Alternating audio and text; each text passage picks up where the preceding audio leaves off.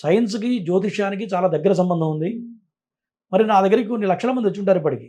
మరి డాక్టర్ల చుట్టూ తిరిగి తిరిగి కనపడ్డ మందులన్నీ వాడి రకరకాల ప్రయోగాలు చేసి ఎప్పుడైతే నాగప్రతిష్ఠ చేస్తా వెంటనే సక్సెస్ వచ్చినవి కొన్ని వేల మందికి చేయించాను నేను ఇదే హైదరాబాద్లో. మరి కారణం ఏంటి అంటే నేను ఇంకో రకంగా కూడా చూశాను. నాగదోషం ఉంటే డాక్టర్ దగ్గరికి వెళ్తారు, భార్యాభర్త అన్ని రకాల టెస్టులు చేస్తారు, అంతా బాగానే ఉందని చెప్తారు.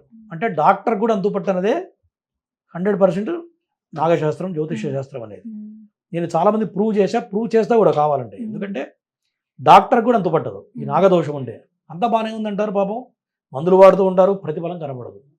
ఎప్పుడైతే నాగదోషానికి పరిహారం చేసి అప్పుడు కనుక మెడికేషన్ వాడితే ఖచ్చితంగా 100% గ్యారంటీగా ఈ నాగదోషం అనేది సంతానం అనేది గ్యారంటీగా. జ్యోతిషం చూస్తేనే చెప్పగలుగుతారు అంతే కదమ్మా, జ్యోతిషం గ్రహాల కలయికను బట్టే తెలిసిపోతూ ఉంటుంది.